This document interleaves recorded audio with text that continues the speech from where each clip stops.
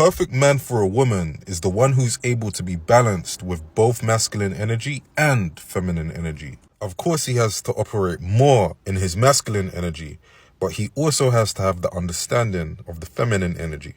And it makes him the perfect man because he's the complete package. He's energetically strong, yet also emotionally intelligent. Of course, he's capable of dominance and aggression, but he knows how and when to use it. He's very adventurous, yet still a man who has a stable plan. So he's fun and stimulating, yet still safe and secure. He's able to get the best out of himself, so he's also able to get the best out of his woman.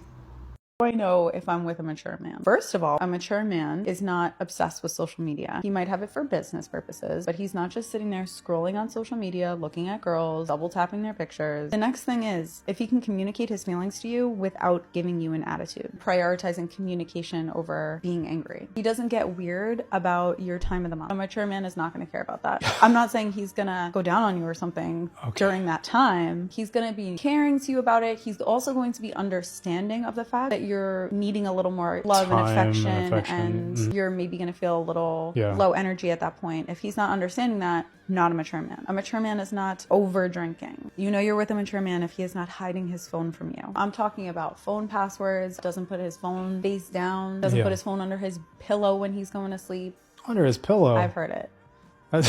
Yes. For honestly, what privacy? What are you, in the CIA? Privacy. They're using the word privacy to gaslight you into thinking that they're not keeping secrets. Like, there's a big difference between having your privacy and hiding things from your partner. Men who do this are highly attractive to women. What qualities truly make a man sexy and attractive? The answer may surprise you, and no, it's not being 6 feet, having raging abs, or being super rich, so bear with me. I've asked various women what they truly look for, and they've all said something that really surprised me, and it's not being athletic, tall, or rich. One trait that seems to have the potential to trump all the other qualities I just listed is your masculinity. Women often say, I fell for him because he makes me feel like a woman. So when you're able to embrace your healthy masculine identity, that's when a woman can truly feel like a woman around you. I'm going to say this one time for the people in the back. The one quality that a man needs to have, because we all have different preferences, but the one quality, if he does not have this, when you message me with this, saying that he's done this, and you want me to tell you what to do, I can't. The one quality a man needs to have for you to even consider him is to be sure about you. If he is sure about you, but he's a piece of ridiculous garbage, we can work with it. If he is not sure about you, and he is Prince Charming billionaire over here, I don't want him. It cannot happen. If you are not sure, go not be sure over there until you're sure. I don't want to play these games with the I don't know what I'm doing quite right now in life. I don't really want a relationship, but I love you. Put the love up your bum. That's where it goes. Honestly, if he's not sure about you, jokes aside, it's not even a starting point. The plane is not launching. A good man is hard to find and harder to keep. And let me explain. A good man is loyal, respectful, a man of his word. And he will actually treat you like a queen to a point where you'll believe you're a queen. But if you're not a true queen, what happens is you think that you can abuse him. Use and abuse him and toss him. But you forget, just because he's a good man does not mean he's a dumb man. And what happens in this case scenario is you end up losing him. And you do have a lot of competition because there's not a lot of good men out there. And the minute he leaves, he won't only find someone better, he will actually be happier too. And you will be the only one that will regret it because you know how hard it is to find a good man. Don't ever underestimate a good person in general. Good people, as much as they are good, as much as they could be bad.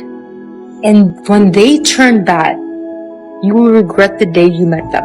And no, they won't harm you or do anything bad to you. Them leaving you is the worst thing that could happen to you. Woman's ideal man is better than her at everything. Now, do I mean literally everything? Yes. Ideally, a woman can sleep soundly at night and breathe easy during the day, knowing that her man is bigger, stronger, smarter, wiser, more connected, harder working, more courageous, and more of anything that you could imagine than her. And this is biological. Knowing that they're the life force of the species and knowing that they're the physically weaker of the two sexes, women are natural survivalists. They look for men who they can count on to protect them from threats to their ability to help the species survive. So this all really comes back to one key word: competence. Women want a man who is competent, someone who they can assist but never have to lead, someone who they know would be fine without them but who are optimized by their presence in his life. This is the key to being truly attractive to a woman. And more importantly, it's the key to saving the modern dating landscape altogether. What does your ideal man look like? Discipline. I really admire a disciplined man. He's got a set of principles and boundaries when it comes to his mind, body and soul, what he wants to do in terms of work, what he wants to do in terms of a gym, what he wants to do in terms of the relationship. Now, he doesn't bend those rules regardless of who I am. Like, if you are acting crazy, if you're going to be silly, that's not going to work here. But when you bend and do that, I actually lose respect in that process. Stick to your guns, stick to your morals, stick to your work hard, be inspiring. I'm inspired by that. And I do like a man who naturally, instinctively likes to look after his woman, not necessarily financially, emotionally as well. I don't enjoy that man that is accessible and available to everybody and anybody. It loses his allure. I like a kind of a guy who's selective with his time, money and energy. And I do think that's one of the traits I do look for in a man.